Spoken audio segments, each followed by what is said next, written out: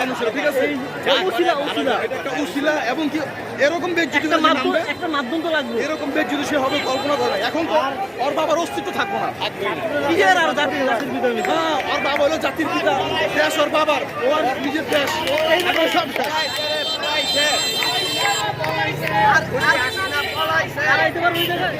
এই দেশ শেষ, ওর বাবার কোনো অস্তিত্ব থাকবো না এই দেশের মধ্যে, ঠিক আছে?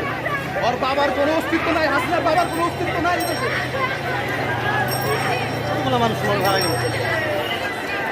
শরণার্থী ছাত্রলীগ মরছে, খালি ওইগুলোই কয়। আরে ভাই, খালি ছাত্রলীগ মানে পুলিশ মানে, খালি ছাত্রলীগ মানে পুলিশ মানে। এই ছাত্ররা মধ্যে কোনো খবর নাই।